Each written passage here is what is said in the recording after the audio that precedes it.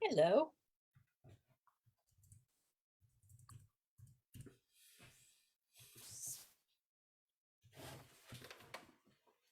Howdy, howdy. How are you Howdy, doing howdy. today?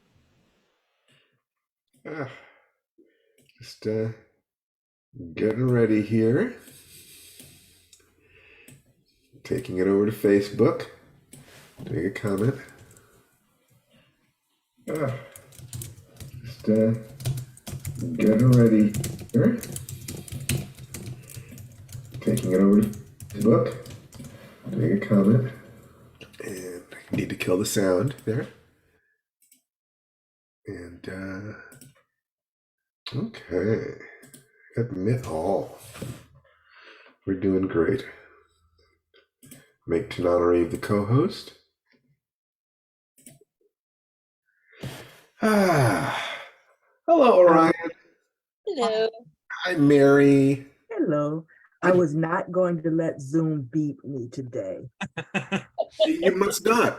You know, these AI are watching to see, whether or not we're paying attention. So we have to make sure that they understand that they're just part of the family. Let's be polite when they come to eat at the table. Don't throw food. I work remotely, so I spend my whole week on Zoom. This is like par for the course for me. Great. Fantastic. I'm telling you that I have a real hunger to teach, and the pandemic just killed me because I could not get together with people.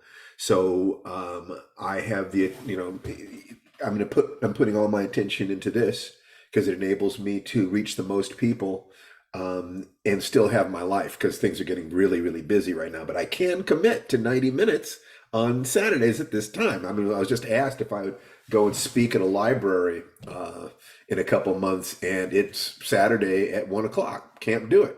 Might be able to do it by 2, depending on things. But the only reason I'd be going there to speak is to make contact with people, and I have people right here. So I don't need to go there to do that. And I've made a promise to you that I'm going to be here within the limits of what I can possibly do. I'm going to be here for you every week. And I figure the longer I keep that, the more you understand that I am sincere about wanting to help as much as possible, and it'll enable us to have better, deeper conversations. I have to earn your trust, people. I don't expect you to just trust me. There are lots of people out there who talk smack. Anybody can say that they're trying to help people. So I expect you to keep a healthy, skepticism. If you will start with the breathing, you'll be able to test to prove for yourself whether or not that aspect of what I'm saying is real. And if it is, then I'm hoping you'll take one more step. And the first couple of steps you can do on your own, and then come here and everything. That's just great. And I will try to lay a path for people that is as easy and does not require anything but an investment of a few minutes a day. That's kind of my commitment. So, at any rate, one of the things I like to do is to open things up a little bit before the lesson formally begins, or the conversation formally begins, so that if there are any conversations, comments, questions, requests that you have, you can ask now. If you don't mind them being recorded, then that's great, because that allows any answers I give you to help a larger number of people. But if there's something that you feel is too personal, then this might be an opportunity for you to say it, because it's nothing but family here at this moment. So before we get going, is there anything that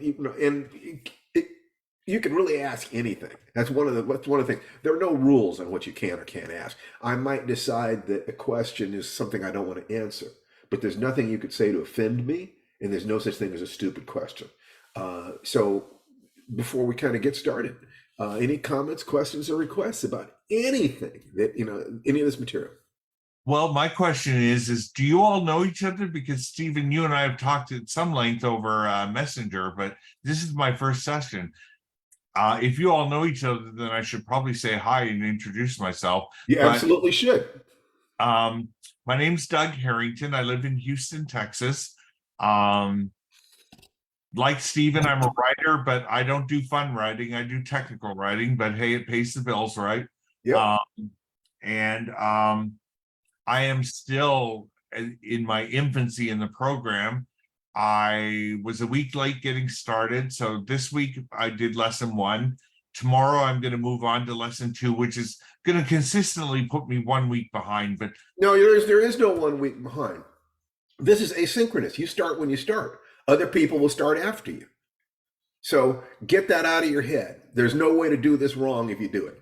You take all the time you need. You go as deep with the breathing or the visualizations or any of the other exercise as you need in the time that you need. We will meet you where you are. One of the first things you have to learn is those voices telling you you're doing it wrong somehow are not your friends. well, I made progress this week that I'm pretty pleased about, but I would like to do better. Excellent. Well, I tell you what, would you mind saying exactly that during the broadcast so that any answers I give you can help more people? By all means. This is a perfect conversation. This is the kind of conversation I want, where you dig into the material, question anything that I've said or anything I've asked you to do. Why am I doing this? What do you mean by this? This doesn't feel right. This, or I took this and I did this with it and it had this positive effect, or this happened, or this, whatever it is that's going on with you, positive or negative, is all grist for the mill. I'm trying to describe a process that cannot quite be put into words. You can't put it into words any more than I could describe a sandwich closely enough to nourish your body. You have to eat it. I can point in the direction of it. And then as you work with it, you tell me what you're experiencing in your life. And I can say that, not that, not that. Okay, that, more of that. I can do that. And then you will be able to have the references from the behaviors, not the concepts, from your behaviors and the results of the behaviors that allow me to guide you and coach you from a distance. Fair enough. I'm going to say 2 sentences that are irrelevant to FIREDANCE, but go for it. Since you and I have been talking a little more, and I enjoyed your novel Dream Park so much, like so long ago, I haven't had as much time on my new job to read as I might like, but I'm almost finished the first volume, Dream Park, loving it. So that was my first novel. I'm mixing and matching it up. Sometimes I read my Kindle and then I switch over to audiobook. Slowly but surely, I'm making my way through, and I made it to a really exciting part of the book near the end of the novel last night, but I was too tired. So after we hang up, I'm going to have to finish the book. But well, I hope you continue to enjoy it. That was, like I said, my first novel. It was my chance to do a novel with Larry Niven, at the height of his powers. And you better believe I did everything in my power to bring my A game. I was so excited. I was so nervous. I was so scared, but I was also so optimistic, and I was cocky enough to believe I could do it. But I also knew that I had to bring everything I had every day. That it's just, Larry was still a mystery to me at that time. All I knew was that I really wanted to make him happy. If I figured if I could learn to make him happy in our interactions and in my writing, that I would be traveling the right path. And that's what I wanted from my role models is, what is the path that you walk that would also be healthy for me to walk? Not all paths are healthy for all people. But if you study enough people who are walking your path, I mean, if I talk to Larry and Jerry and Harlan Ellison and Robert Heinlein and Robert Silverberg and all these different people, what they described about the path of the writer began to feel consistent. I began to see, okay, these same things pop up. Let me stay on this path. Okay. And so Dream Park was my chance to see, can I do this? Can I? And I think it holds up well. I think it's 40 years old now. It still holds up very well, except I think instead of Dungeons and Dragons and role playing, which I know you were sort of modeling the concept back in 1980 or 82 or whenever it was. Now I think you could replace it with like the online video games. So online multiplayer, but online multiplayer. Yeah, I mean, I think so, maybe. However, I think that the notion of Dungeon Masters, where somebody creates it and then invites people into the playground, someone is going to have to create it. I mean, I might have shifted that so that the responsibility between the game masters and the lore masters and the players, or whatever we called it, was distributed differently. But what we needed was a situation where there was competition and a little bit of antagonism, because that helps to create the drama. So we would have to have done something. But I agree with you. I think that Dungeons and Dragons, it was an attempt to do something without any technology, just with paper. Right. And so I was hooked on that as well, as a teenager. So okay. yeah. Oh, hold on for just a second. Maurice Barnes is here. Hey, hello, everyone. How are you? I came in late. Yeah, hope you can no, hear me. you're not late. You're not late. We haven't started yet. We'll start in 2 minutes.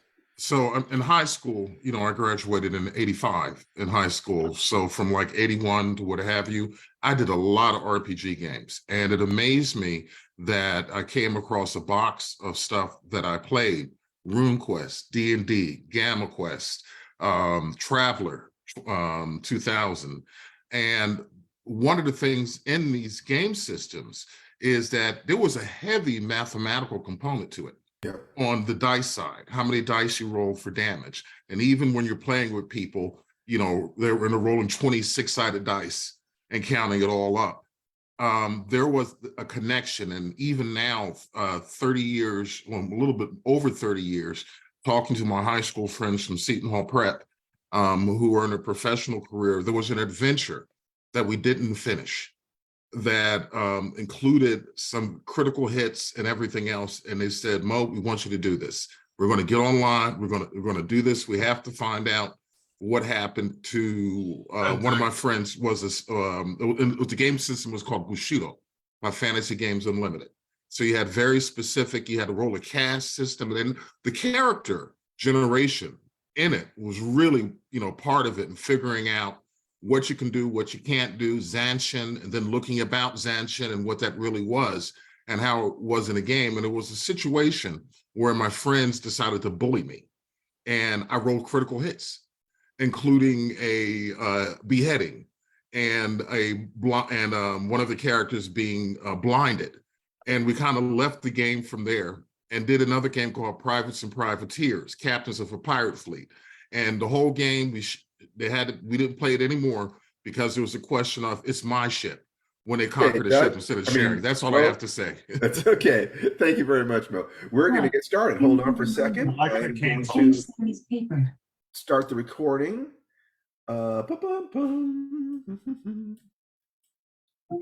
More. Oh, there's record. Wow, it's interesting how the buttons appear and disappear. Change Sammy's paper.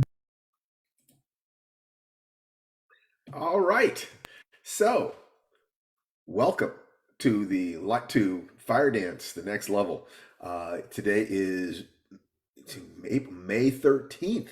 So May 13th, God, it's hard to believe that in a month and a half, we'll be halfway through this year. I'm definitely feeling like this year, because all the stuff that's going on, I've had to stay in flow state in order to cope with all this different stuff. It feels like the year is passing quick. So what I have to do is I have to slow myself down psychologically, so I don't want that sense of my time rushing past. So I need to do more unique things. When you do unique things, your brain can't store them in an old box. And what happens that creates that sense of collapsing time is you're doing the same stuff all the time. So it's very easy for your brain to just categorize it as something you've already done. It's like a vacation seems like it lasts forever until the last day. And as soon as you get home, then the entire vacation collapses into one category: vacation. That's the way our brains work. So it's really important to give yourself lots of unique things. So one of the things you can do to slow time down is, when we're here together on Saturdays, make sure to ask questions. Make sure to engage with the process. Don't just observe it. Be it and do it, and learn something new. Learn something that your brain cannot easily categorize, and time starts slowing down. Welcome to the broadcast. My wife, Tanana Reeve-Dew, is already here. T, why don't you catch up? Yes, hi everybody. Oh, okay, there I am. Hi everybody. Good to see you. We were on the picket lines yesterday, and it was, I hate to use the word fun because it's such serious business, but it really was that kind of reframe that Steve was talking about, because if you read my newsletter this week, I had a tough week emotionally, and going on the picket line reminded me of that time we went whitewater rafting after 9/11, and just knocked me out of my usual routine, and was very, very healing. So yes, and don't be fooled by the smiles you might see in those photographs from people on the picket lines, because especially if they're newer to the WGA, some of those people may never get jobs again for years. It's a tough, tough union to stay in. It's a tough, tough union to get in. Yeah, we're going to be happy to see each other, so we're smiling, but it's a serious business. Yeah, there are ways in which writing in Hollywood is the apex of general writing work on the planet.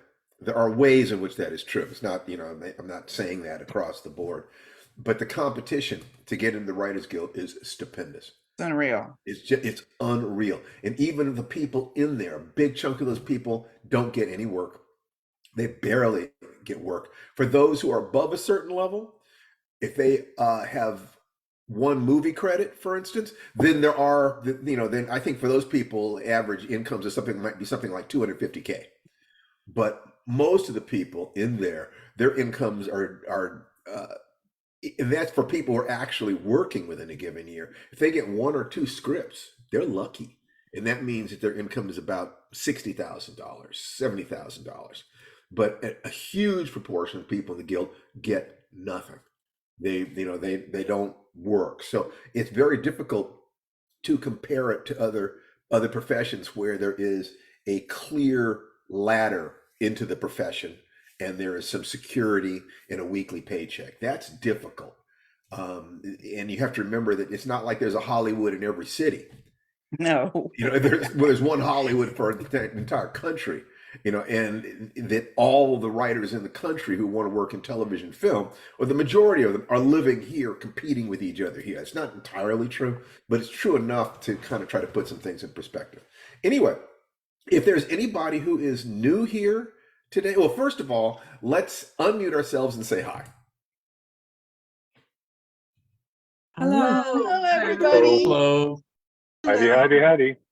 Howdy, howdy, howdy. Great. Is there anybody who? Hello. Hi. Hey. Hi, Karen Wilson. Thank you. I made Hey, it. Karen. Hi, Jennifer Hart. Hi, Maggie.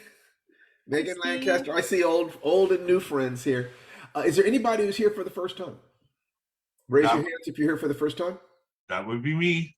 Okay, so Doug, a quick introduction of yourself. Sure. My name's Doug Harrington. I live in Houston, Texas. Originally a Canadian, but I moved to Texas a long time ago, so I think I can be called a Texan now. I have been happily married to my wife for approaching 13 years now. In terms of career, I am a technical writer, and I just joined a massive company called Deloitte. I don't know how many of you have heard of it, but so I have been going through incredible amounts of onboarding, security clearances and stuff. But yesterday I had a great day because after 3 weeks, I actually did some work. So the week ended off on a good note. Well, this is good. This is good. Welcome, Doug. In order to be part of this community, all I want you doing is making sure that you're breathing at least 5 times a day for 60 seconds. Come on Saturdays, and Breathing consciously, you're breathing breathe consciously. breathe the rest of the time too. No, only breathe 5 minutes a day. consciously. Absolutely. If you can't just, what kind of spiritual aspirant are you? So you had some questions concerning the program. And if you have questions, this would be a good time, for you to ask one, and then we'll take some questions from other people, and then I'll get into the afternoon's lesson. Okay, well, this week was my first full week engaging in the program, and I'm not unhappy. I think I made some really good progress. I have been doing really well practicing my breathing. Not always on an hourly basis, because sometimes I forget to set the timer, but regularly. And in fact, one night this week I was really stressed about something, and I found myself doing deep breathing exercises Good. while trying to fall asleep, and I wasn't even doing it consciously. It just came naturally. So Yeah, that's- you'll start finding out that as you go into this, after about 6 weeks, you'll start noticing that even when you're not trying to breathe deep and abdominally, you're doing it anyway. Sometimes it takes longer than 6 weeks. It depends on how much stress you have locked in your body and how long you've been breathing badly and how much that has become part of your unconscious identity. But once you start changing that, you will find that your relationship to stress is very different. I guess I comment and see. I'd like to hear your feedback. Hmm. You mentioned in the first onboarding video, lesson 1, to try and aim for 20-minute sessions for the first 2 movements. Yes. Day 1, I thought I was being stretched on the rack. My arms were killing me, my legs were killing me, and I only made it 10 minutes. And then I realized on day 2, I tend to eat too quickly, breathe too quickly, everything. I'm just in a constant hurry. So when I tried it again, each time I lowered my arms, I would give myself about 30 seconds just to let them rest, and then do it again. So slow the whole thing down. Yes. And I haven't tried 20 minutes yet, but consistently I've gotten it up to 15. So that's progress. That's fine. Look, here's the way I look at it. For me personally, I give myself 1 minute per day per year of age that belongs to me, not the world, not this. So that, it could be yoga, meditation, all these different things. It's my diamond hour, and more. So if the minimum is 5 minutes, if you can get 5 minutes, I can get you started on the path.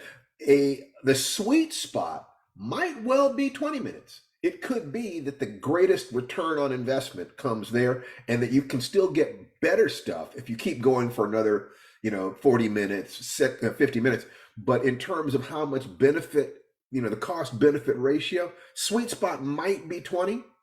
The sweet spot maybe for setting up your day, is as much time as you can possibly get, just because it's up to you to decide how much energy do I need? What kind of emotions do I need? What do I need to do to put myself in the position so I can do all the things I need to do today and have fun in the process? So I can work hard all week and party on the weekend. Whatever it is that you do there, but it starts with that 5 minutes. If you're not taking at least 5 minutes, then you know that there's something wrong, and it has nothing to do with the outside world. It has to do with something going on in your inner world. And so that allows you then to start working on that. I could probably talk a long time, but I'll keep my questions to 2 concise ones. Okay. How important is it to do it first thing in the morning? Because I think I told you that I don't sleep well typically, and that's something I hope to improve as well. So when I wake up in the morning, I should feel rested, but I don't. I feel exhausted. I come down, I drink 2 mugs of coffee, watch an hour of the news, and then unfortunately what'll happen, by that time, my workday has started. Yeah, okay, so for you especially, I would say you do not watch the news before you center yourself and connect to your heart. You do that. Remember, news is about what's going wrong in the environment. It's so that people can survive. We're programmed to survive more than we're programmed to thrive and be happy. The first trick is, if there's a tiger in the woods, you better know about it. So the news knows that they're going to get more ratings if they talk to you about the stuff that's wrong. There's nothing corrupt about it. There's nothing wrong with it. But if you don't center yourself and connect to your heart and have a sense of who you are in the universe, and you're saying it takes you some time to wake up, it's going to be difficult. So what I would strongly suggest is begin to listen to something positive for your first hour. Find a motivational speaker or somebody who you like, who is in alignment with the way you believe. Go to YouTube. There's a ton of stuff, and spend your first chunk of the day getting your head right and your heart right before you start letting in the awful stuff that's happening in the world. Especially since, as you said, by the time you're finished with that, you often end up not having the time. So you need to you need to change your priorities there. First, take care of yourself, then take care of the world. Okay. So I gather then that trying, or well, as Yoda says, do or do not, there is no try. And if you can only do 5 minutes, then 5 minutes is what you can do. It's going to take you time.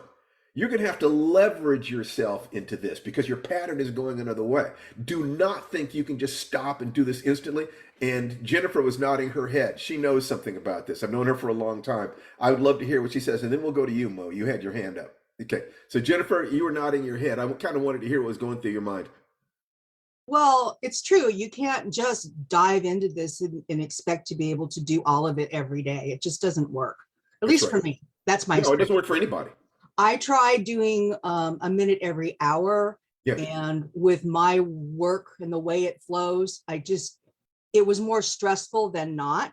So I backed it off to doing it 5 times a day. Okay. There's nothing wrong with that. And 5 times a day is the minimum.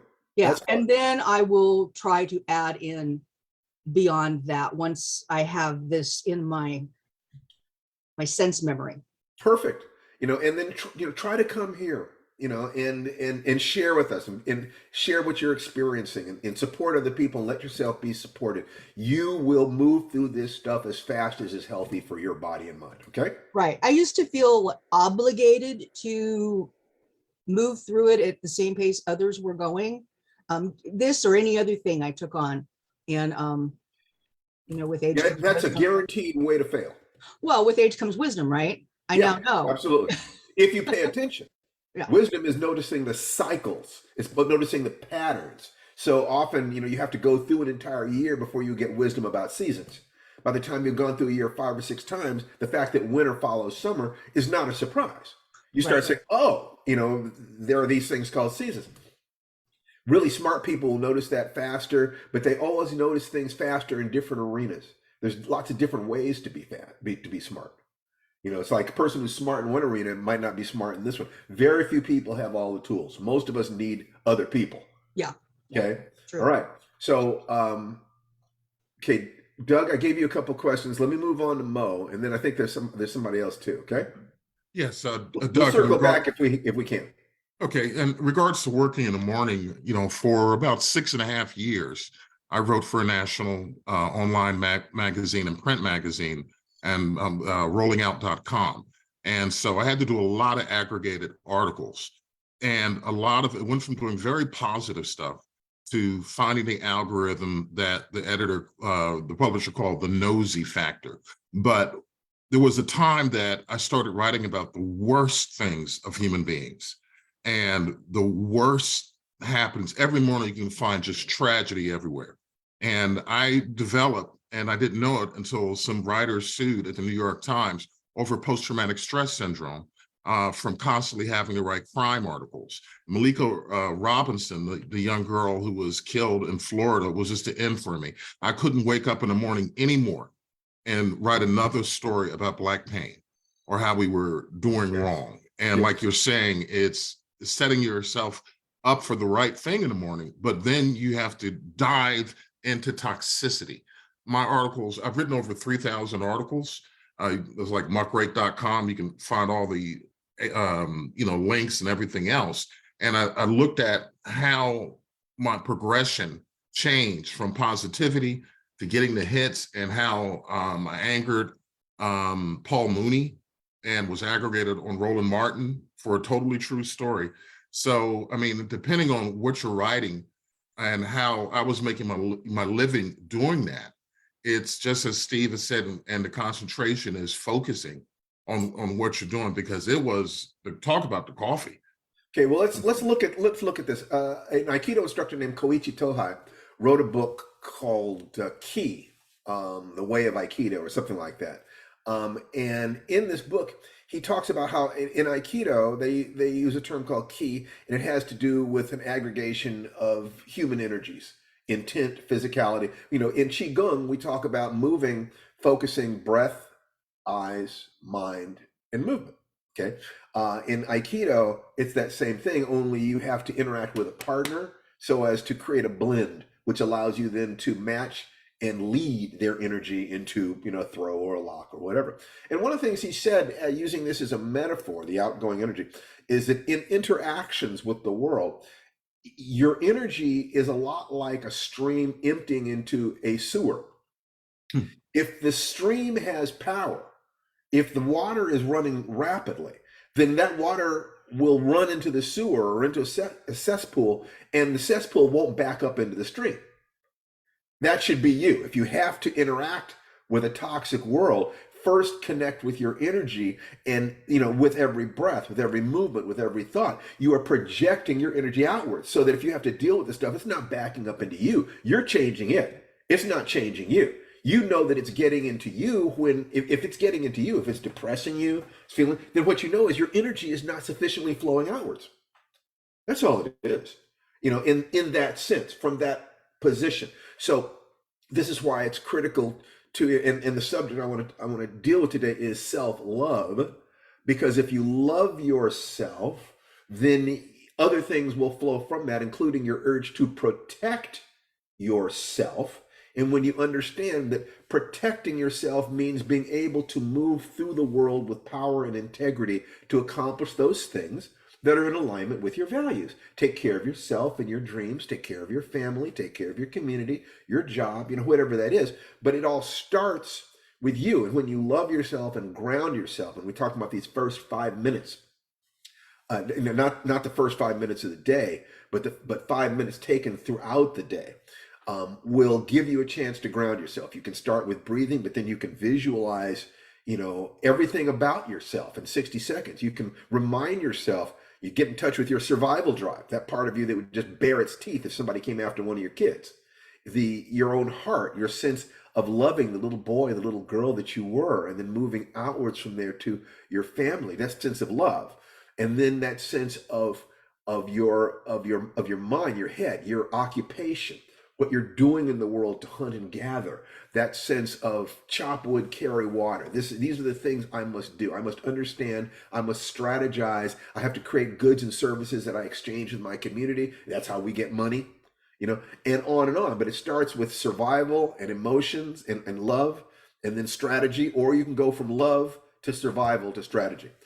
But what you don't do is stay in your head about it. If you're thinking, I don't know why this, I don't know why that, this is confusing, that's confusing, forget all that stuff if you're not moving your body. You start by moving your body. If you're not moving your body, what's happened is you are storing all of your negative emotions there. And if you're storing your negative emotions there, that's becoming toxic for you. It just hurts more if you release them. So you could start with your heart. You could start by connecting every morning with loving yourself. Every single morning, I think about the little boy that started this journey, and I ask him, are you doing okay, Stevie? Are you happy, Stevie? And just, I want to see that he's happy. That's where I get my energy from. And then I go from there to, what do I have to do today? Well, I have to take care of somebody. I have to take care of my son. I have to take care of my wife. I have to take care of my household. In the same way that sick, depressed people get out of bed to feed their cats. They often can't do it for themselves, but they can do it for another living thing that they love. So you use whatever it takes to get you going. And then once you're moving, you're doing that 5 minutes, spread through the day. Once you've got that locked in, you take the first of those and you expand them out into your morning ritual. And if you can only take that first one, and instead of doing 1 minute, you're doing 2 minutes. Okay, great. You're doing 2 minutes. You're still anchoring it. You're still starting. And you might start with walking in a circle with an affirmation like, all the love I need is within me now. I move through the steps of the magic formula. This means I have a map or model. I'll get to that in a couple of minutes. Before I go, Tananarive, you look like you might have something you wanted to add. How can you always tell? I can always tell. Well, I also just wanted to echo what you were saying about how we store stress in our bodies. I'm definitely one of those people. And we also fool ourselves into not taking advantage of the tools that we've been using to try to pull ourselves out of the funk. I won't go into details, but I was, and it had nothing to do with Steve, but because of something my friend was going through that I went out to support, I ended up in a very sort of grief-struck place that manifested first as a migraine, right? And I was fighting it for 2 or 3 days, and I don't get them that often. And I wondered, have I come down with something? I'm a hypochondriac, so I tested myself for COVID 3 days in a row. And then I realized, oh, this is emotional. And I was going through, I was walking. And the affirmation every day and every way I'm getting better and better felt too hollow because it didn't feel that way at all. It felt like I was getting worse and worse every day. So instead, I changed my affirmation to address what I thought my core issue was that I had lost some joy in life. And I was forgetting how beautiful life is because I was experiencing someone else's pain with them and triggering my own fears. So life is beautiful had become my new mantra this week. And I had to say it even sometimes when I wasn't feeling it. And that's the key to a lot of these, the breathing.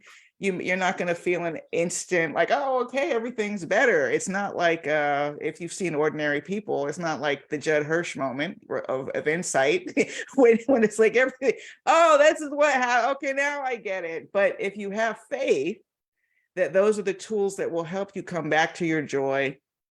For me, it was writing, even when it felt perfunctory. It's like typing, but it's part of the process. Walking, it's part of the process. Yoga, I know this is something I should be doing right now, so I'll do it. And slowly, and for me, because it wasn't a personal loss, it was a much faster recovery.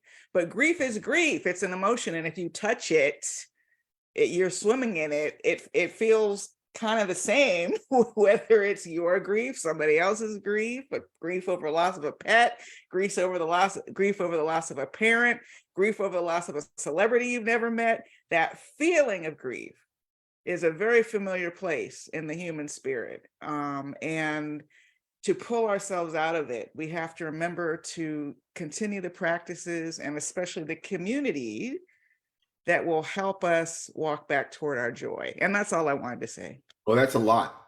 That's an awful lot there. If I was going to unpack what you just said, if I looked at that in terms of the magic formula, then you had a sense of what you could do in order to move through your grief, your map, which you've gained by watching people or experiencing your own life in the past. So that you got your map, you had your models.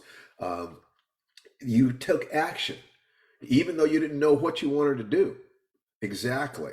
You might not have been doing something complex. You weren't doing Tai Chi, but you were walking. You never stopped exercising. And if you choose your exercises properly, those exercises are things that healthy people can do. It's like, you look at somebody, moving, and that's an explosion of joy. That's somebody who's engaged with life. I like to move like that. And so when you're moving like that, you're processing, you're running the aquarium filter on the fish tank of your soul. It's like, I'm trying to put that. And then gratitude, your sense of grief. Anything you'd be sorry that you lost is something you should be happy about having. So grief viewed properly can be a doorway to understanding your bliss. That I'm afraid of losing these things. I empathize with somebody who has lost them, so I feel grief. That means that the things that you have right now, if you're worried about your family, then that means that you can take pleasure in the fact that your family is healthy and that we love you and that we're here every day and that we can celebrate those things. If you're fear, I'm afraid of, you run into somebody who you used to know and they're broken down and they're on a walker and they've got a pacemaker and it's clear they're not long for this world. You can care for them and love them, but you can also use that motivation to help you make better decisions in your behavior patterns. I'm going to enjoy life every day. I'm going to eat better. I'm going to move better. I'm going to radiate energy so I can enjoy every day that I get because I don't know how many days that's going to be. So you've got their map or model, actions, gratitude, clear intention. You had to be able to say that you wanted joy. So many people don't even understand that they have the right to say they want to be happy. That happiness itself can be a goal. Now, you approach happiness indirectly. You approach happiness often through service, through becoming, through progressive realization of some worthy goal. But it's actually possible to look at the question of happiness and say, I want to be happy. Well, what do I need to do to be happy every day? I need to, maybe I shift it from I want to be happy to I want to do happy. In other words, what you do is you notice the next time you're very happy, or the next time you're in the presence of somebody who's happy, you find out, what are they doing? I can promise you that if you look at one person when they are happy or unhappy, they will breathe differently. Their posture is different. They use language differently. Their facial expressions are different. Their vocal tonalities are different. And if to the degree that they can shift those other things, they can take the pressure off themselves that gives them a chance to connect to something that really brings them joy, a memory of something that happened to them wonderfully in childhood. In the same, we all know that depression can make you think about bad things that happened in the past and you feel depressed. How many of you have thought about something bad in the past and gotten depressed about it? Raise your hand.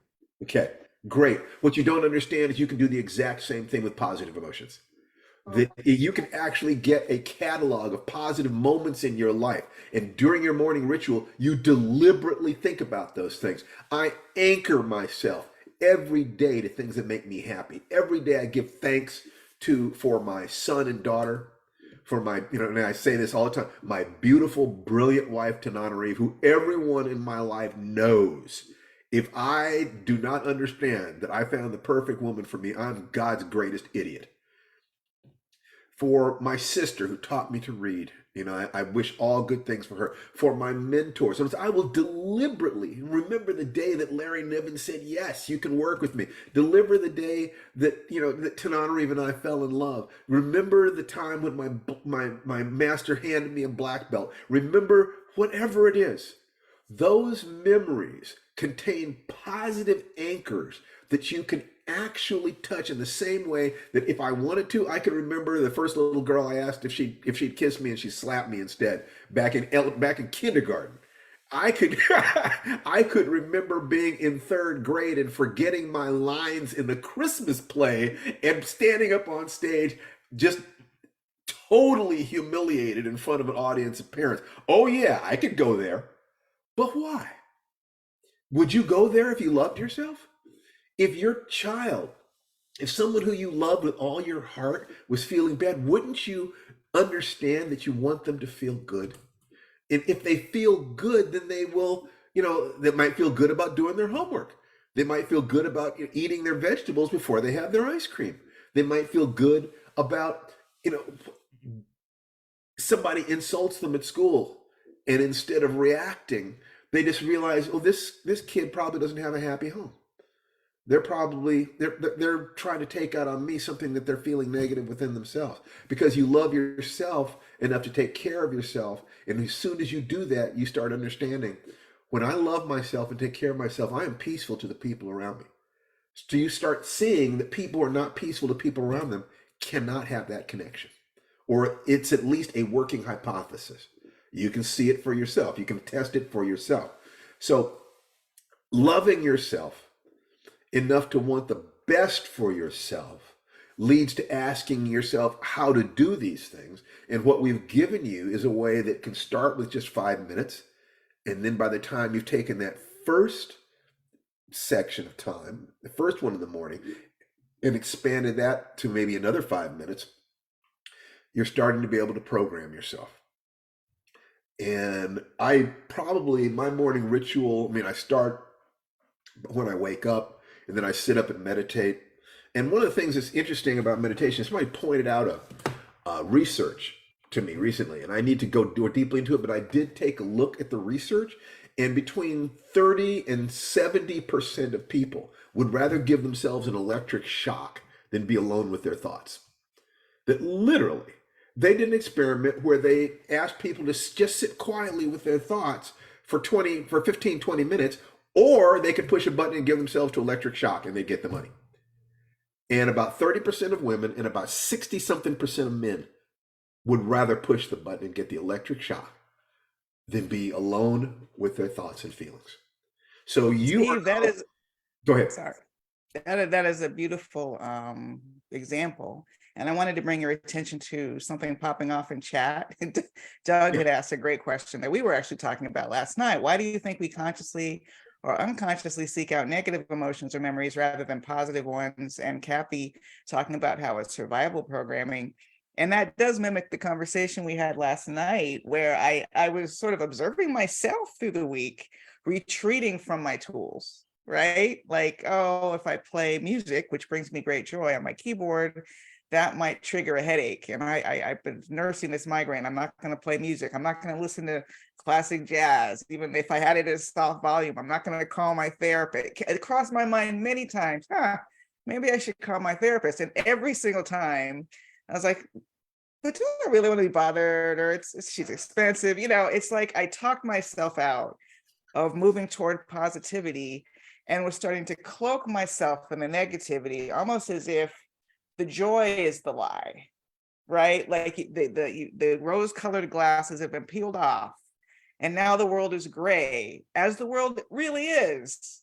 And Right. you try to stay in that gray world. You That's fight right. Toxic against positivity. the idea of the other world. So look, what happens? What happens is we mistake our egos for our being. Everything that happens to us in life gives us a little definition of what life is. There are two questions. Who am I and what is true? Everything that happens gives you a chance to learn something about either the way the world is or about the way we are. And if you keep getting negative experiences, you're trying to make sense of the world. And if the sense you make of the world is a terrible, corrupt, painful place, then smiling or thinking about happy time, but it feels like you're being fake. That's not life. That's being a Pollyanna. You have to be tough. The positive sensation. If I think positively about life, I'm just setting myself up for grief. Why am I doing that? I'm making a mockery of all the pain there is in the world. How can I be happy while there's a single child who is miserable in the world? God, I love those people. They're people with open hearts who are not connected to their survival drives. And I've said this over and over again. You could take the most depressed person in the world, suicidal person, and if I grabbed their head and stuck it in a bucket of water, they would fight for their lives, because their core programming underneath their identity, underneath who they think they are, underneath their ego, is survive. This is why almost all world spiritual disciplines will modify your breathing one way or the other. You slow the breathing down to the point where it's below about 3 breaths per minute, and the carbon dioxide level in your blood rises, and all of a sudden the alarm starts going off in the back of your head saying, I must breathe. And whether your tax bill is due, or your kids were rude to you, or you think your husband's cheating, or any of the doctor's negative diagnosis, it doesn't matter. At the moment when the carbon dioxide rises to a certain level, the programming, the animal programming, I must survive, kicks in. And that's what you're looking for. That's the spark. That finding that, and you're in touch with the thing that has nothing to do with your ego feeling of what's been disappointing or what you haven't been able to do or your past or anything else. It is, I must survive in this moment. On top of that, once you're anchored into that, you can do that by controlling your breathing. You open your heart.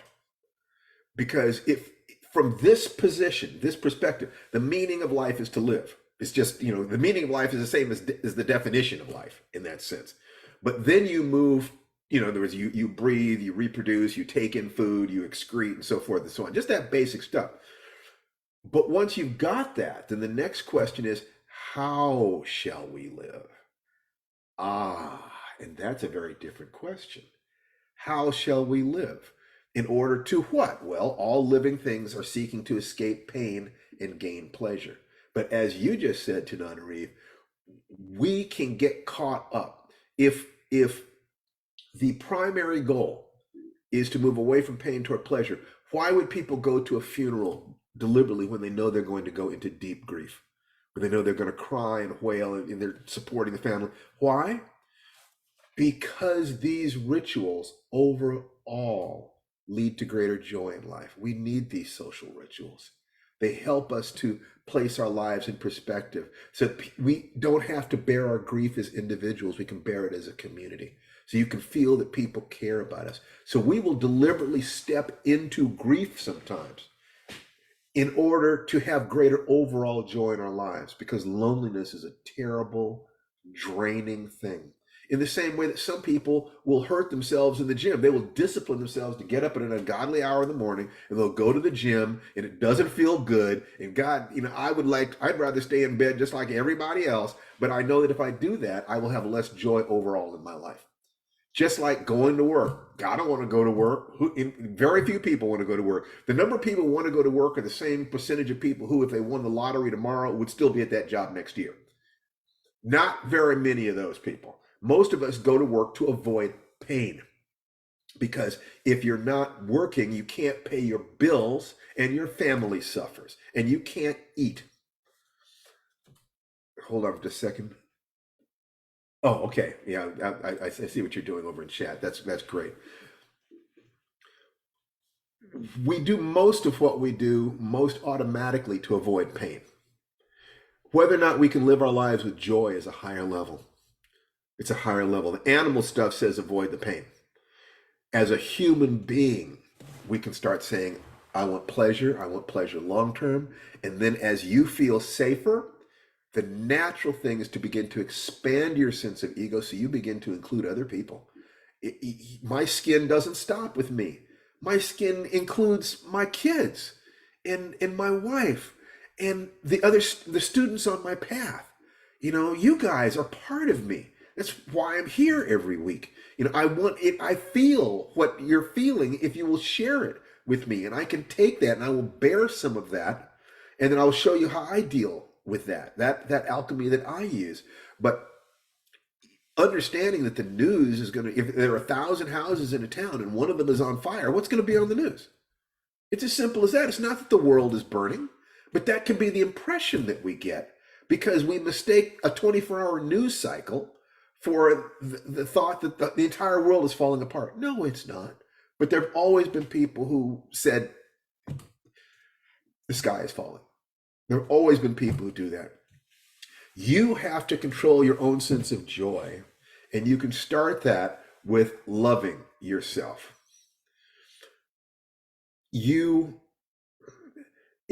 take a look at some of the most basic tools that we offer you within this path, specifically for dealing with loving yourself more, so that you'll love yourself enough to do the things, to walk the path, to reach the things that make you happy, so that you can live your life, you know, in a way that is in alignment with your own values. You know, success is the progressive realization of a worthy goal.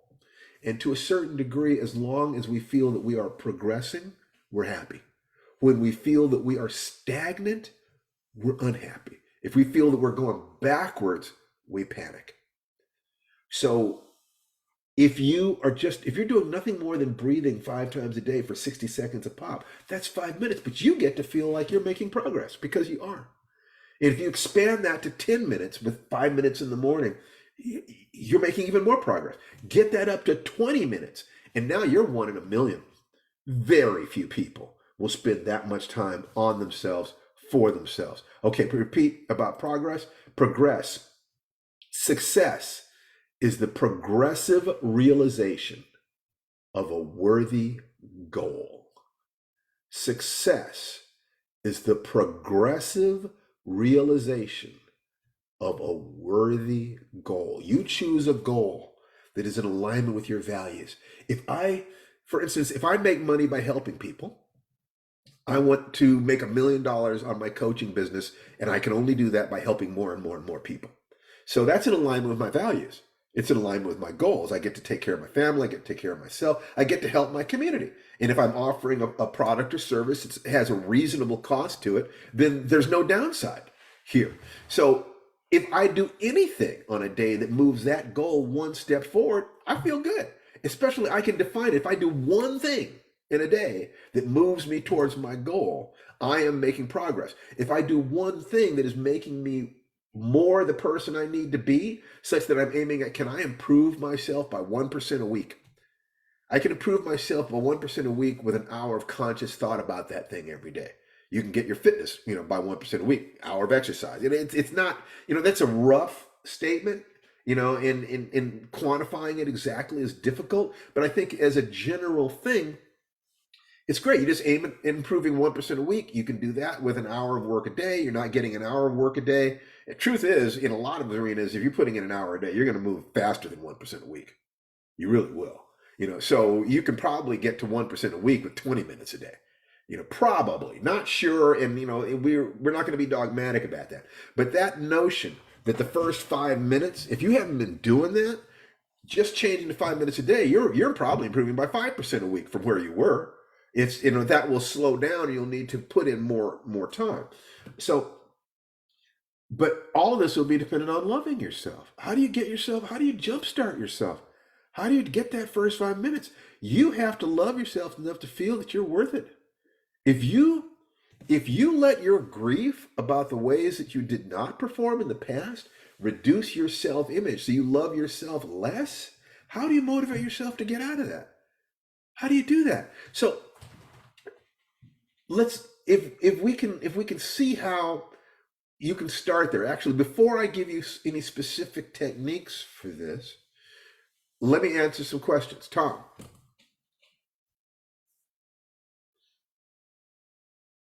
Well, too far.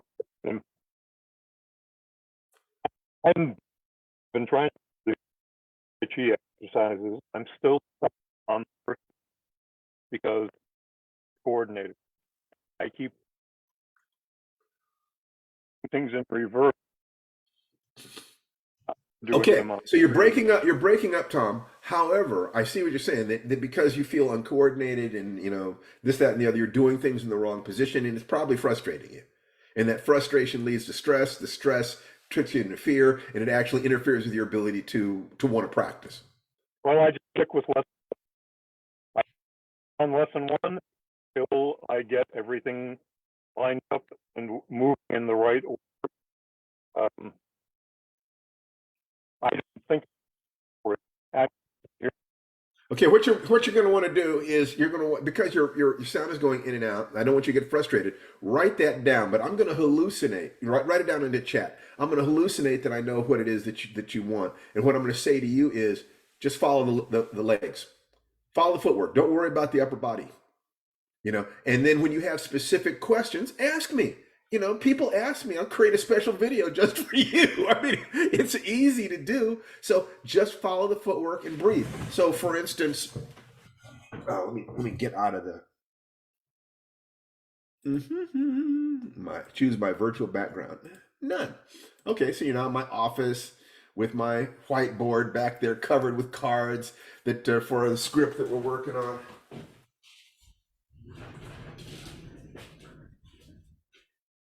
Okay, so if we were going to take a look at the first few movements in the form, so let's say it's rising hands,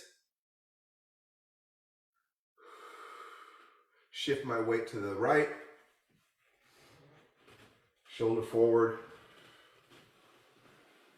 7 star. So, oh, that's complicated because look, there's all this and there's this and there's this. So forget about that stuff. Let's just take a look at the lower body. Lower body is the rising hands. I bend my knees a little bit. Step forward to my left. Push forward. Turn to the right. Butt comes out. Just that. Focused on your breathing. Staying calm. Working whole body stuff is fine. You combine that with joint mobility so that you're working the joints, you know, in the right way. And you say, Steve, you know, would you Zoom with me? You know, give me a couple minutes, and can we get on Facebook and ask some things so forth.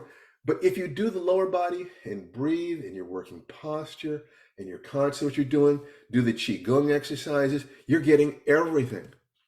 You're getting everything. It doesn't feel like you're making progress because you're doing internal reorganization. You know, so you figure that your nervous system is over here, and your attention was over here, and your emotions are over here. So we're getting all that stuff in the same place at time. This is serious work. There's no way that this is going to happen quickly. If it could happen quickly, that means that the issue of becoming a human being who really owns themselves is some trivial, simple issue. Any idiot can do it. No! This is hard. This is real work. So just start where you are. Notice the emotional stuff that comes up. What were you saying to yourself about it? Were you saying this is difficult, or were you saying there's something wrong with me? So, which one were you saying? Yeah, you can write that in chat. In Tananari, if you notice what's coming up in chat, and we will answer you. You know that you, Tom, have been a good student for a long time. I care about your progress. So that means that you and I have a relationship. Anybody who's on this path and genuinely on this path, I have a relationship with. I care about you. So just keep doing it. Work the footwork. Notice the frustration that stuff comes up, because that same frustration will have stopped you in other areas of your life. You got to let that go. It's like Kathy. Okay. So I had to let go of all that when I learned Tai Chi and later Kung Fu. Not only coordination, but retention, especially with others around me who could see it, do it without any issue. That wasn't me. I had to slow down the process and value progress over perfection. All there is the path. That's literally all there is. There is no destination. There is just being here now, what you're doing now. And if you do that, you're getting all of it. You're getting all of it. That what matters to me was not being California or national karate champion. That was not my path. That wasn't going to be, although I did take second place at the Nationals back in 1972. It wasn't going to be me to do that because I wasn't enough of an athlete. What I had to do was be satisfied with actually owning myself. If I was who I was now, but had the athleticism that a teenager has, that would have been a completely different situation. But those athletes were working on different things. They had their own path. I had my path. I had to forgive myself for not being some savant. And it took a lot of work. Let's see. Oh, you were saying, Tom says, I was saying a lot of oops to myself. I wasn't being especially cruel. Great. Fantastic. So here we go. Steve, okay, Mo Barnes says, Steve, I need real help in motion. Mo, would you unmute yourself? Yes, sir. No, Would you mind me reading this aloud? No, I wouldn't. I shared with you the background on Yes, I understand. everything. So I need go real ahead. help in motion and advice on recapturing romance. I'm doing real work to save my relationship with my kids and my lady love. Save your relationship with yourself first. It has to come from a loving heart. If you understand that, then it's easier for you to see what's happening without judgment. And it may be the two of you can't be together, but if you can be together, it's going to come from love. So the thing that you can do to help yourself just also happens to be the thing you can best do to help the relationship. If you can't help the relationship, one thing that would damn the relationship is if you needed it. If you thought to yourself that I'll never be happy without her. If I don't have her, I'm not worthy of love. If you can't walk away, then you're going to try to control her. And you will just tear yourself to pieces. So starting with loving yourself, then you have love that you can offer her, whether she wants to stay with you, because all she wants to do is she wants to know, what does she need to do to be happy in her life? For a long time, she thought that was being with you. Now she's not feeling that. It could very well be that she just needs to see that it is possible to be happy. You might look around and realize she doesn't know any happy people. She doesn't know any people who are happy in their relationships. Maybe she doesn't know people who are happy with themselves. If you become a joyful person, centered in yourself, you'll automatically become more attractive. Automatically. Thank you. Or if Thank you you. have to let her go, you'll be able to let her go with love and wish her well, sincerely wish her well.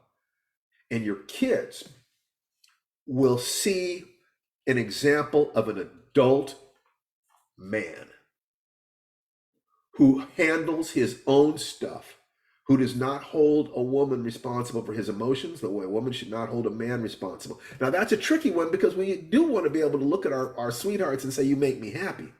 The danger is when we look at them and say, you make me sad and you're responsible for how I feel.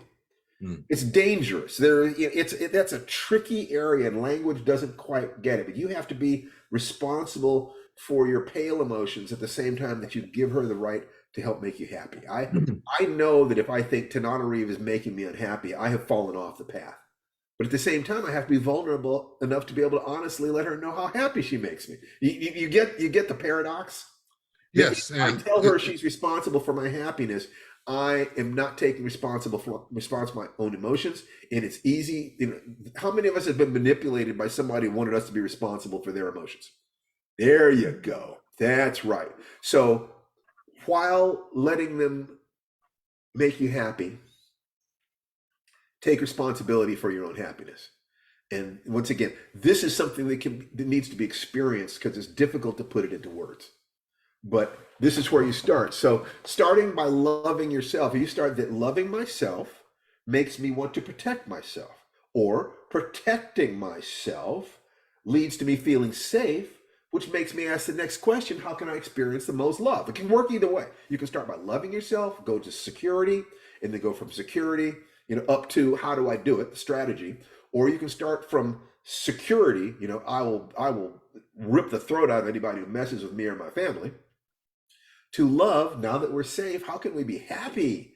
And then how can I make the world happy? I feel so much joy, and there's so much pain in the world. How much of that pain can I alleviate? Because I feel their pain. I feel where they're coming from. I want them to be as happy as I am. I want the human family to have this experience of joy that I'm having. And it starts expanding outwards, but it expands outwards from your heart. Okay? So that's where you have to start. So if you will start with taking 5 minutes a day, 60 seconds at a time, or better still, because you're let's start by saying 1 minute every hour. Okay. The minimum is 5 times a day, but let's start by saying 1 minute every hour, because then all you have to do is look, it's the top of the hour, time to breathe. And so you're breathing. And one of those, preferably early in the day, before you watch the news, maybe before you've had breakfast, you center your breathing, you pull it down, and you do a micro version of a full morning ritual. While you're breathing, you breathe the way you would if you were feeling empowered. Move. Maybe you're breathing while you walk. Walk the way you would if you feel empowered. Maybe you visualize someone or something that makes you happy, and you allow yourself to be slightly in a little bit of a dream space. There's that happy boy I used to be. Let him talk to me while I'm breathing. What does he have to say to me? There is the old man I'm going to be on my deathbed, and he is content with his life.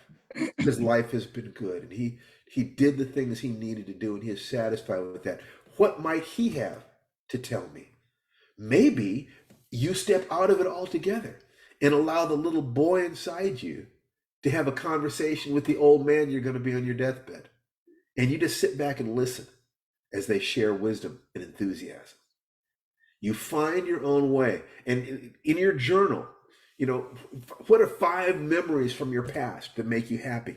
Deliberately play that song every day.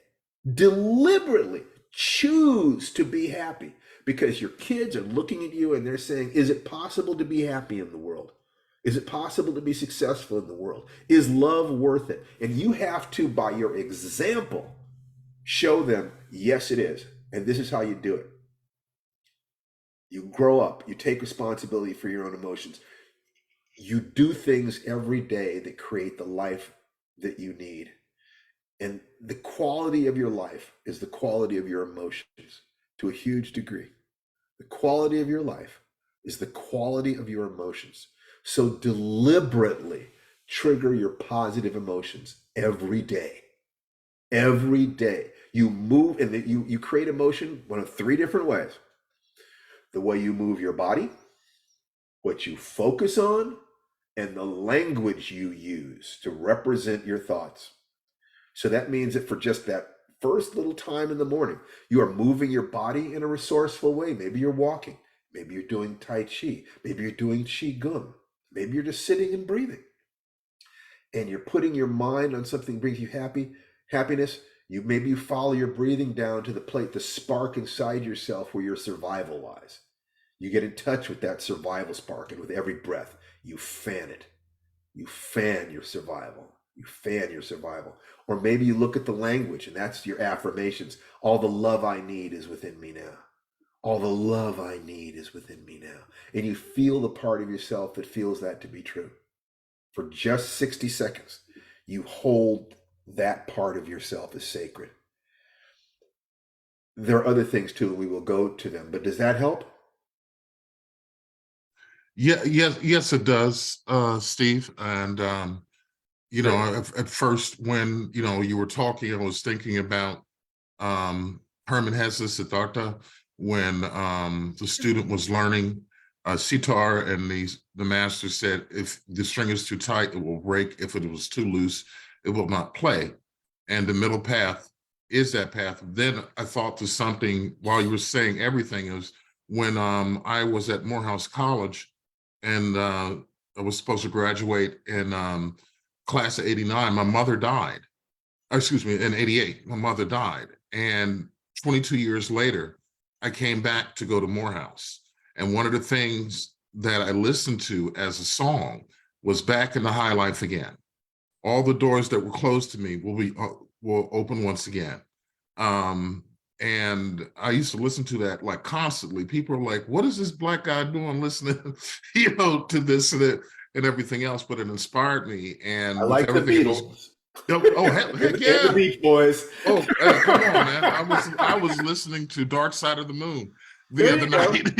Emerson, Lake, and Palmer. Don't tell me I can't listen to what I want to listen to. But and here's another thing. Thank you for bringing this up. Music is a fantastic way. How many of you have songs that every time you hear that song it makes you happy? Oh, hey, I'm a blues musician. I play harp. Why not deliberately create a playlist of your happy songs? And when you're moving in the morning, you play that. Why not create the soundtrack of your life? And every day when you wake up, turn it on and just, move to it. Don't stop believing. I don't know what it is. Just, but it's something that every time you hear it, it makes you happy. Dance to the music, Sly and the Family Stone. And you're doing your joint mobility drills for 3 minutes, listening to a song that makes you want to boogie and puts a smile on your face. You put a big smile on your face. You move. You are deliberately trying to get into the river called joy. And sometimes it takes some hiking to get there. Everybody has that. It's like, when I'm doing Tai Chi or I'm doing yoga, I'm doing these things. I said to Tananari the other day, I am dowsing for energy in my body. I'm dowsing for energy in my mind, in my heart. I'm looking for the spark of joy. In the darkest night, there's at least a single star. And I'll put all my attention on that one star until that star is all I can see. I'm not faking this, because if I do that, then I can do the behaviors that actually change me in the direction that I want to go. This isn't being a fraud. It is no more than a person who is depressed is being a fraud to be unhappy. No, things that happened to us 30 years ago, 40 years ago can loom hugely so that we can't see the joy around us. This is real. But the flip side of that is the person who can see that single star in the midst of a midnight sky. Even Elton John, beyond goodbye Yellow Brick Road. That's right. So let's see. Any more comments, questions, or requests before we move on with another thing that you can do to get in touch with that love inside? Because I want you all to love yourselves and to love your families and love your life. So any comments, questions, or requests about any of this stuff? Because ultimately, what we're giving you is some insight into what happens if you're walking this path, if you take this responsibility. Says the footwork is challenging for me. Doug says my knees literally wobble as they did this morning. I think I have the position I'm using is incorrect, or I simply out of shape and have to be patient to strengthen the muscles. Well, I think it's going to be some element of both.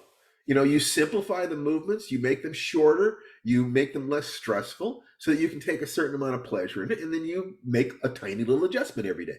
You look more carefully at the images. You ask your teacher questions, and we will move through these things together. Most of this stuff is I'm shifting my weight to the front. Okay, now I'm shifting my weight to the side.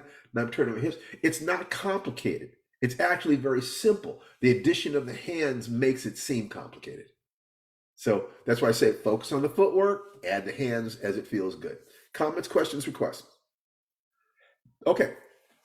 Now we talked about looking at so let's take a look at the magic formula and the morning ritual when it comes to self-love. The first thing you need is a map or model. So who do you know who loves themselves? Who do you know that is genuinely happy and joyful? What leader or teacher appealed to you when they speak about these things? I suggest that you start your day with at least 20 minutes of listening to somebody who is positive. There are countless of thousands of videos on YouTube from every spiritual or emotional tradition or therapeutic condition you can imagine. I like Brendan Burchard, always brings the joy.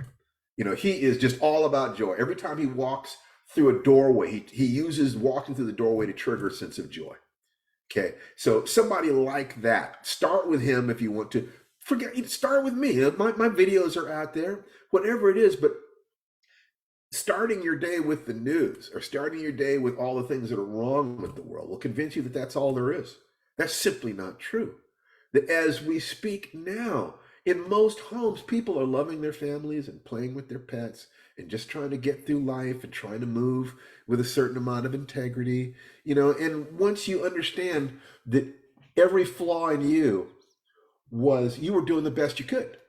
At every moment, you were doing the best you could with everything, with what you had. And if you can forgive yourself for that, it gets very easy to forgive other people. You will see other people behaving badly, and you'll say, that person is angry. God, I wonder what they're afraid of. That person is doing some self-destructive behavior. I wonder why they don't see any options. That person is this. I wonder what's going on. But in every case, you understand that they're just children looking for love. They're just trying to move away from pain towards joy. And we get caught up. And one of the most important things we can do is find communities of people who will break that pattern and encourage us to be the best we can be. So this is why we do this every Saturday. And it's also, quite frankly, why we encourage you to join the Tai Chi program, www.firedancetaichi.com, so that I can advise you. We can take the breathing and the movement and the affirmations and the visualization. We can all put it into a single practice that you would then say, I'm having problems with this. Bang, I can fix it. I'm having problems with this. Bang, I can fix it. Because I've been down this road, so I know what you're going to go through already. So that's that. So any other comments, questions, anything, hands up, anything? All right, just keep going. Okay, good. So I have one. Yes, Mo.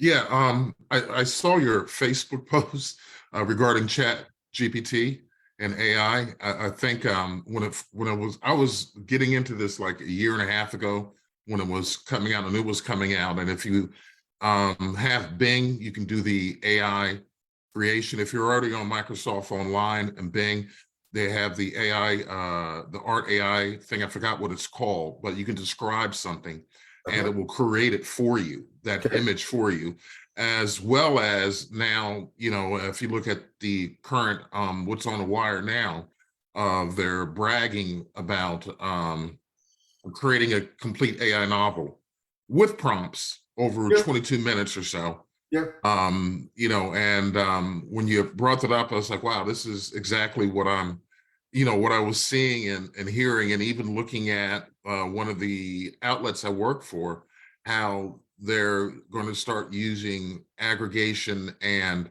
AI to write articles. Well, here's what I would suggest for anybody. I don't know if you were about to say that this is creating a certain amount of nervousness. Yeah, heck yeah. Okay, so don't be in the bottom 20% of your field. The problems like that are always going to hit the people in the bottom 20% the hardest. Don't be there. Can I just ask one more quick thing? Yeah. We're seeing the rebranding of shows like from the early 90s and 80s, such as Night Court, which I found entertaining. And looking at what writers are talking about residual wise and everything else, do you think it's, in your opinion, or the opinion of anybody else, is it the studio like saying, okay, we're waiting for it to get to this particular level, like Blazing Saddles?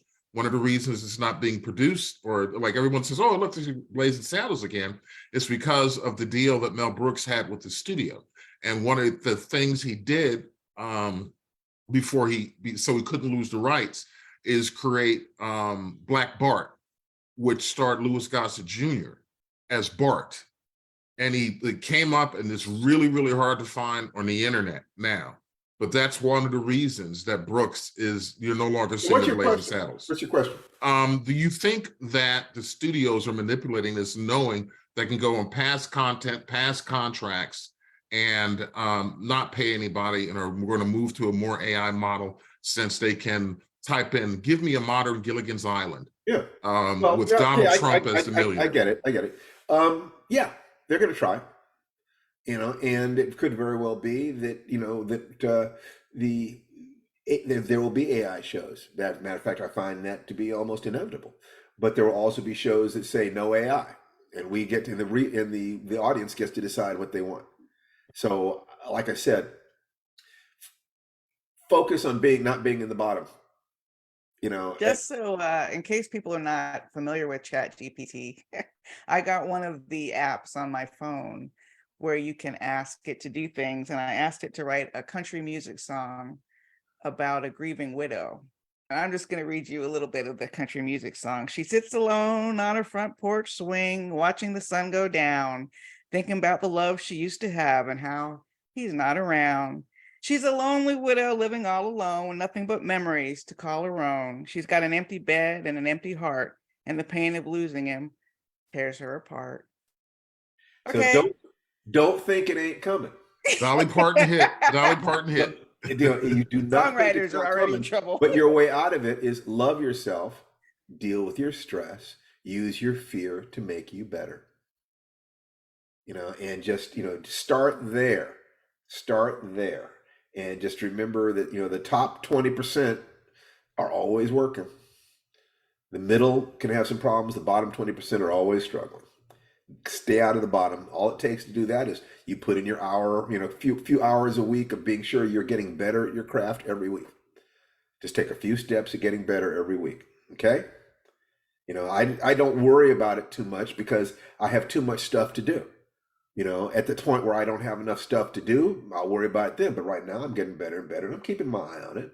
And I give my support to organizations that are putting even more time and energy into it. Okay. So, any other comments, questions, or requests? Anybody else? Nope. Okay, good. So, another thing that I like to do, and you can do this every morning, if my schedule is to wake up, like to play in the dream time a little bit, visualize some things, ask, you know, what I want to teach and so forth, sit up and meditate, center myself. My meditation in the morning is going to be one of three things. It's the same way I put myself to sleep at night.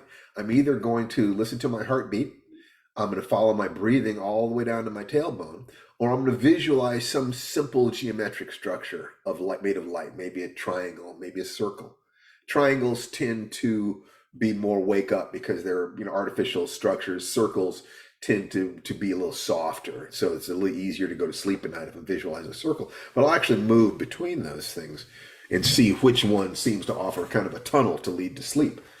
So I'll do breathing in my heart space, thinking about my heart space until my mind starts to wander, and then I'll switch it to my breathing until my mind starts to wander, and then I'll switch it to visualization until my mind starts to wander, and then I'll follow that pattern over again.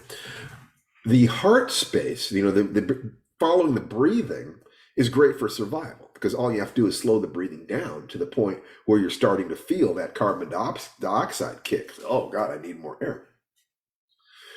But if you focus on your heartbeat, you're focusing on love.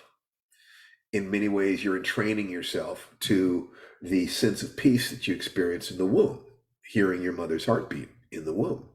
It's also culturally, as the center is connected to love.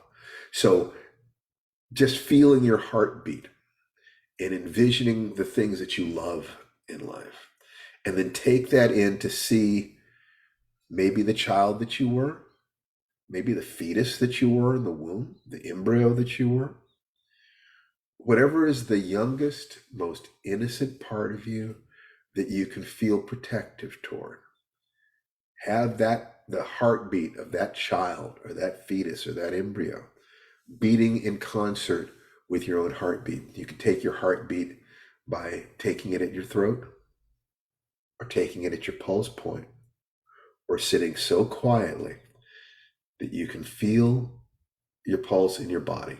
Like right now, let me see how long it takes me to feel my pulse. So I'm going to hold my hands like this.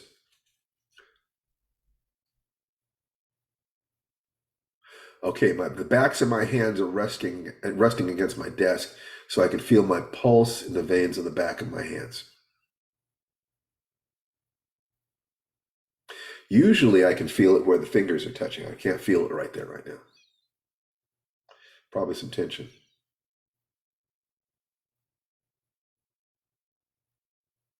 Okay, if I relax my face enough, I can feel my pulse in here. So I find my pulse in my body, and I visualize my heartbeat, and I associate it with safety and love. Love. visualize being pregnant with myself, with having my own life beating within my chest. The outside things that I love because I feel a certain way in relationship to them.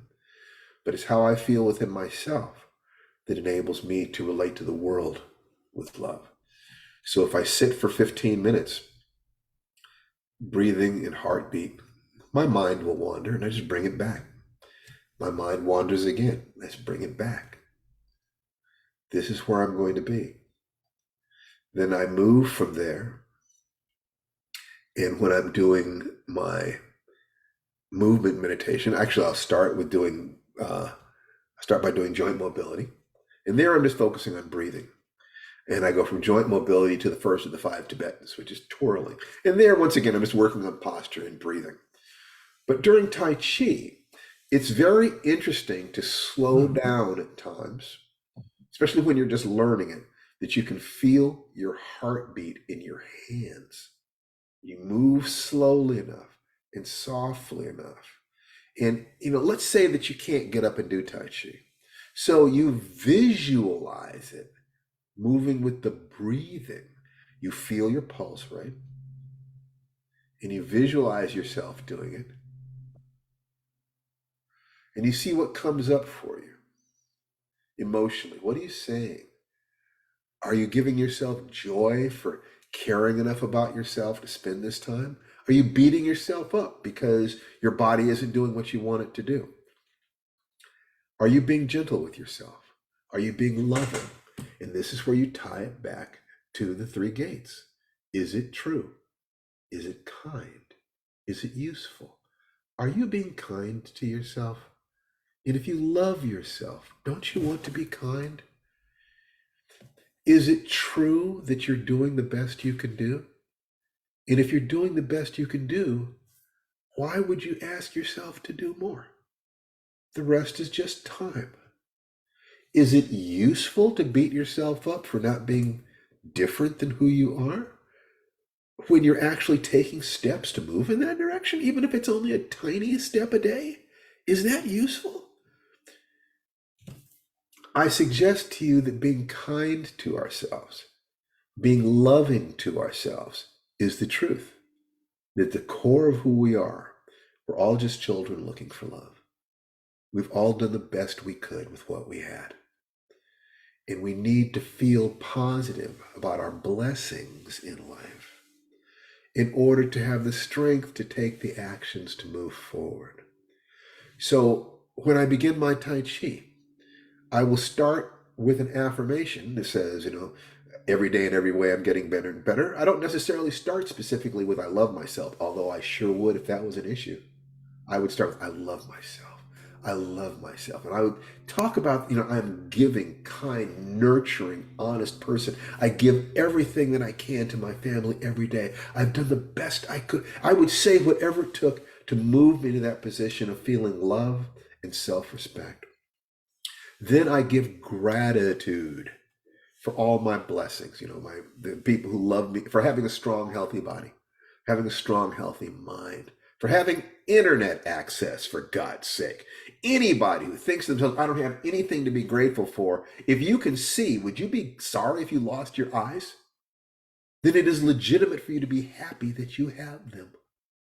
It's totally legitimate to give thanks for what you have, because giving thanks for what you have creates a space in which you can legitimately ask for more. The universe has been kind to me. I've made mistakes, and so have we all. I've let myself down, and so have we all. But every day of my life, I've done the best I could, and with the resource I had, and now I've got new resources. I have this new movement pattern. I have these new techniques. I have these new perspectives. I have a new community, whatever it is, so that you are taking action. And I give thanks for the people who have guided me. Why? Because these were wise people. Why did they guide me? They must have seen something inside me. They must have seen something inside me that made them want to give to me. If there are these people who love me, they must see something lovable about me. By looking at what I am grateful for, I am increasing my sense that I am worthy of love that I am a loving being, that I am a creature who lives to give love to others every day of my life. How much love can I give my son? How much love can I give my beautiful wife, my daughter, Nikki, my friends? My God, a few days ago, I found out that a friend of ours is in another country where they're surrounded by people who do not see their humanity and do not love them for who they are. I won't go into it.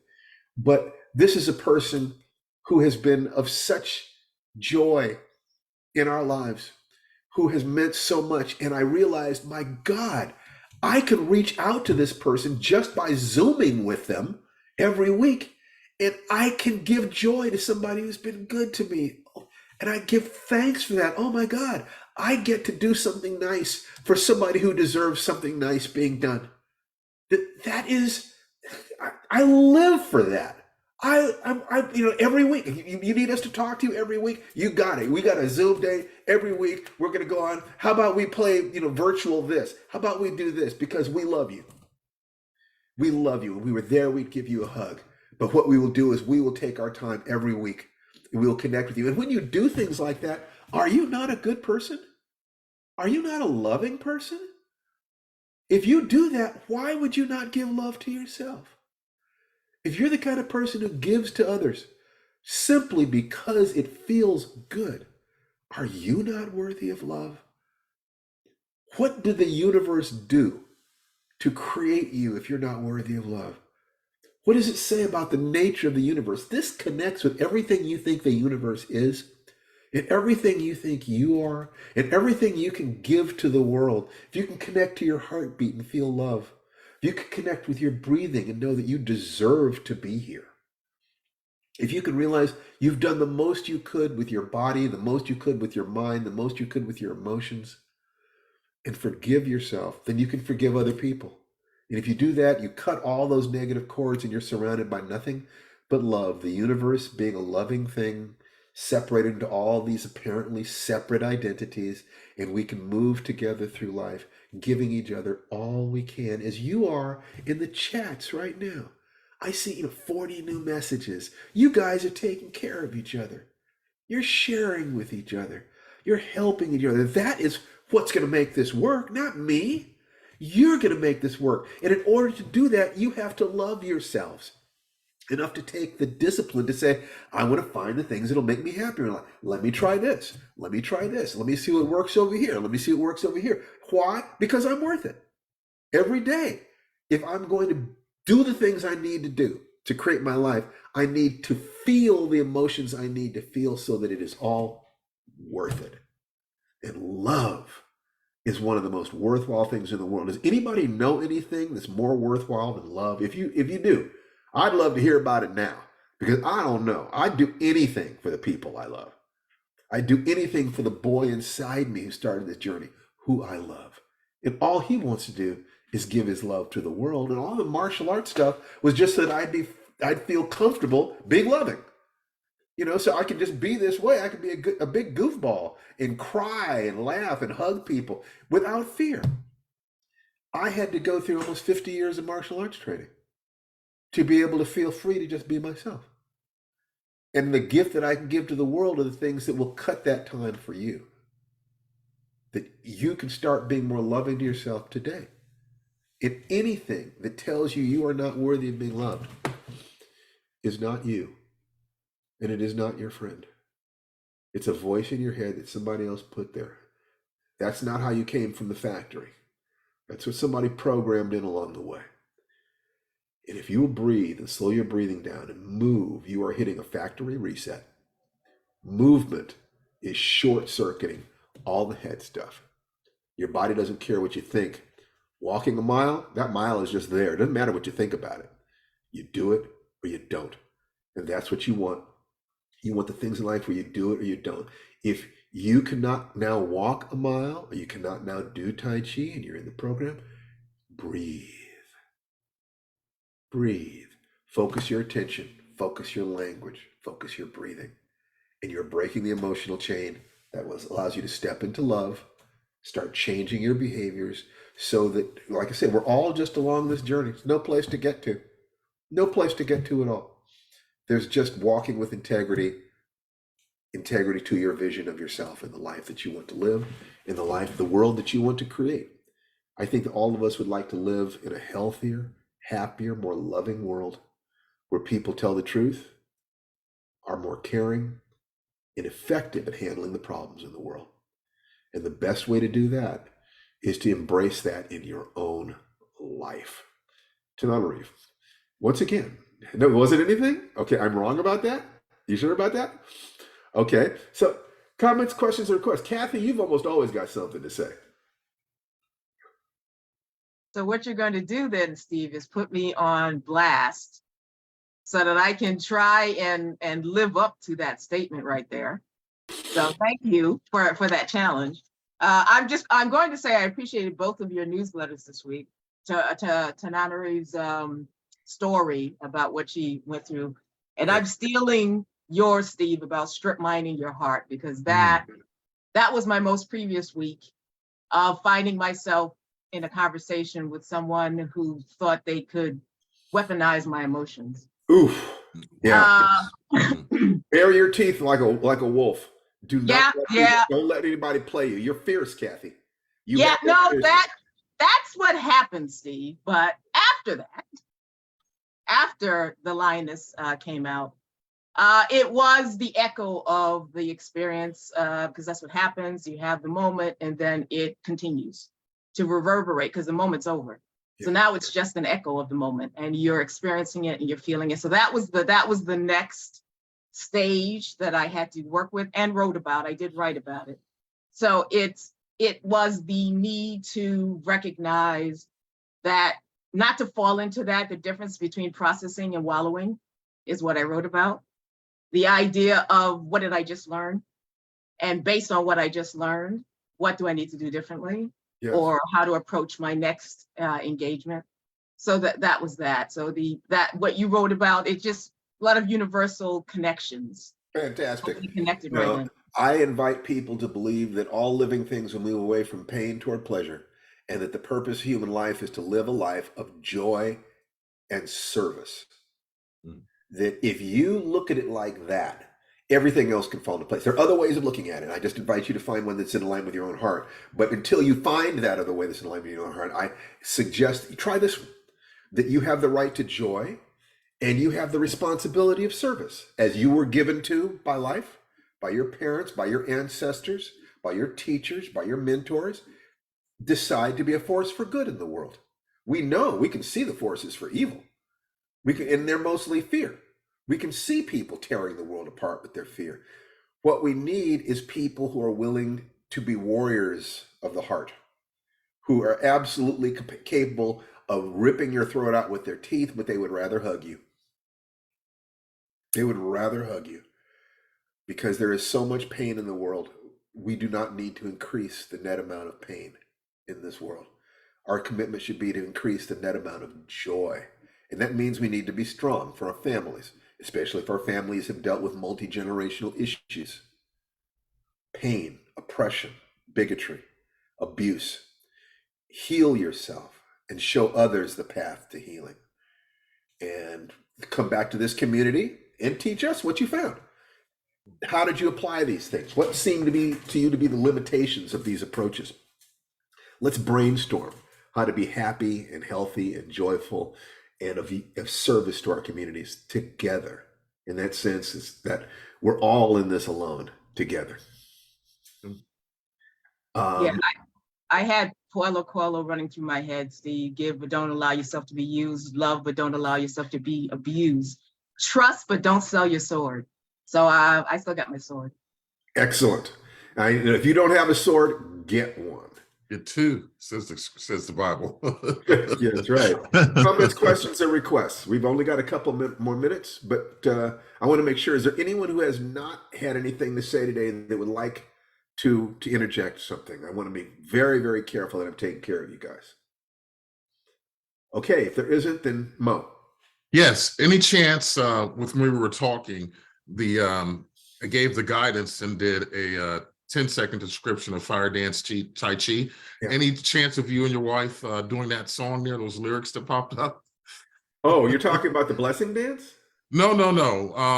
I sent it to your wife and to You you. had Chat AI write a little ditty Yes, about yes. fire dance Tai Chi. It's in chat though for everyone to see. In the realm of words where the stories unfold, there's a fire within waiting to be stoked. Writers gather round, let your spirits ignite. A dance of healing words will take flight. And it goes on. Well, make sure to save that for us, okay? I want to take a look at that later. Thank you very much, Mo. You're welcome. Hi, let's see. Megan Lancaster. Meggie. Yes. Hi, sweetheart. Hi, how are How are you? you? I'm doing okay, yeah. Yeah, we I had some conversations, some things that you wanted to work on, and I just want to know how that's going. it's going okay, yeah. It's going okay. I am in the process of trying to or seeing if I can take on an intern. I have an intern that's interested and to kind of help me inventory what I have to work with and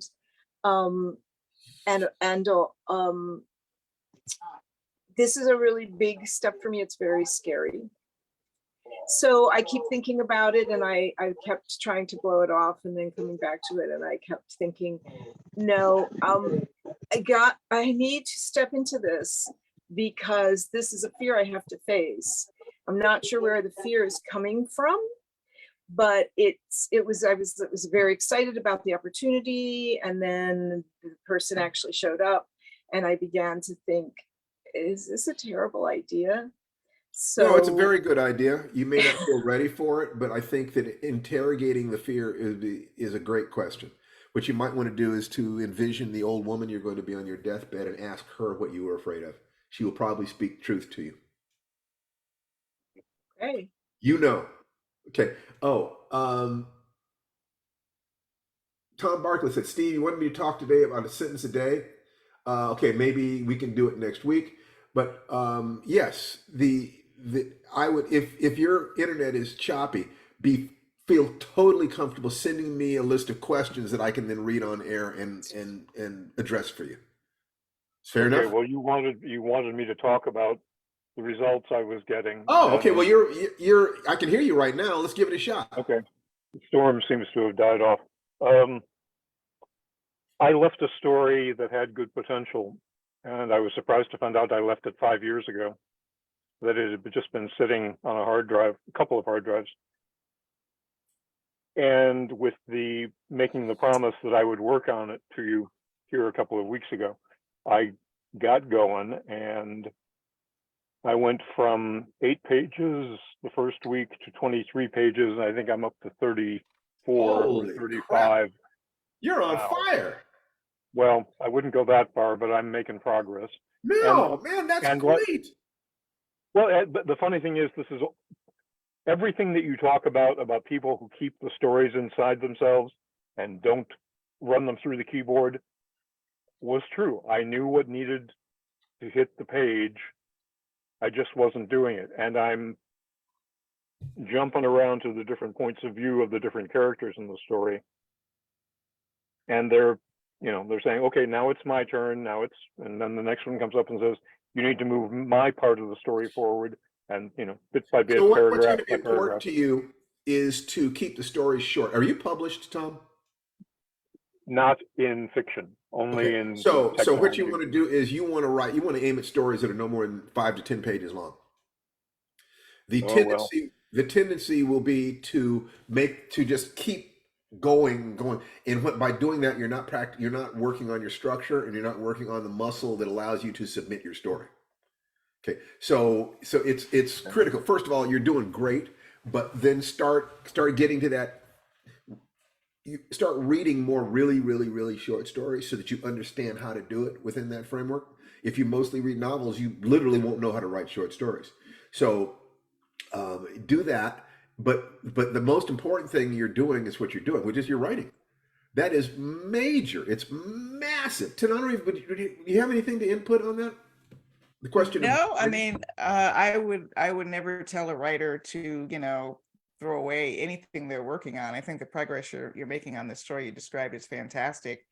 But it is true that while you work on that or alternating, like I'm working on a couple different projects now, 1 week on one week on another. I love the idea of practicing short.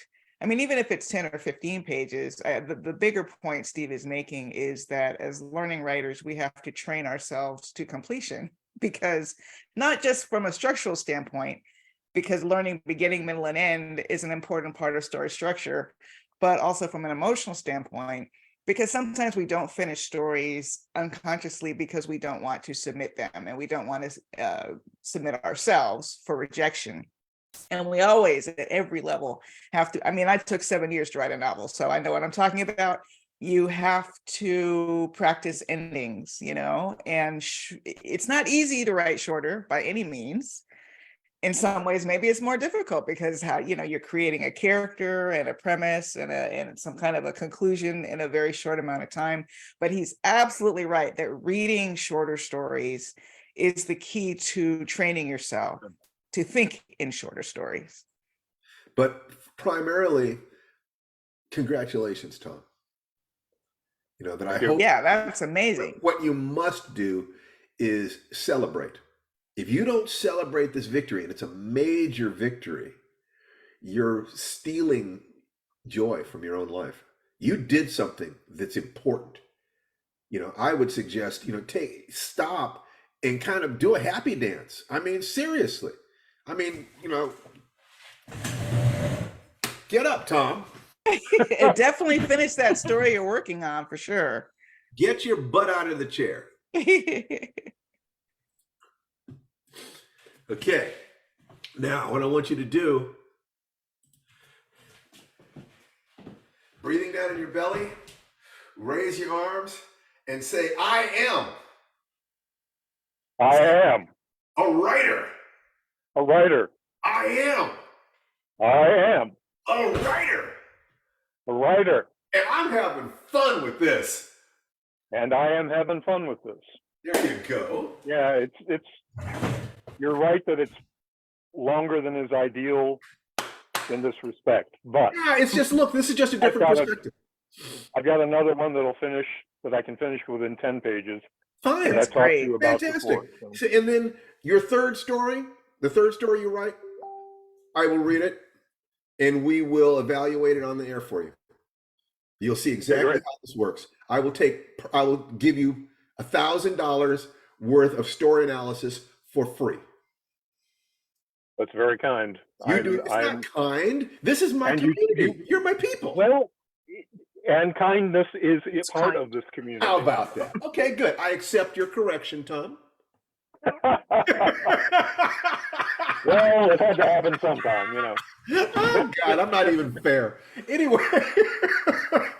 Okay, people, I think I'm going to be going to the Science Fiction Writers of America gathering out in Anaheim. So I wanted to just thank you one and all for being here and giving me an opportunity to work with you and give myself to you. This means the world to me, and you guys matter to me. You know, please just, you know, do your breathing 5 minutes a day, start creating your morning rituals, join the program at www.firedancetaichi.com. Tell your friends, you know, bring a couple friends in here, people you can network with and will hold you responsible, you know, for just breathing, taking care of yourself. Do that, and we will all grow together. And final thing you'd like to say, Tom Reeve? No, I'm just really excited. This was a great meeting. Chat was incredible. It was like a whole different meeting, but really happening. That's what I want. again. Eventually, we will have breakout chat rooms where you guys go, as long as you're taking care of it. But we'll need one person, at least one person in each chat room who is dedicated to taking care of the people in there. So I can't see what's going on in there. We will split this so that we can have enough intimacy to move things forward. That's future us for when we have future us. Thank you so much. I'd like to close this today, as always, with the Sanskrit expression that says that the divinity within me salutes and acknowledges the divinity within each and every one of you. Namaste. Unmute yourselves and say goodbye. Have a wonderful week. Unmute Bye, everybody. See you next week. Bye-bye. Bye. Great week. and thank you for Congratulations, the Linda, warm on your welcome. class. I know you'll knock them dead tomorrow. That's right. Jennifer and Mary and Dennis and Doug and oh my God, Lisa. Karen, hi, Karen. Bye bye. Have a great week. I Love you Great all. week. I love you all. I love you too.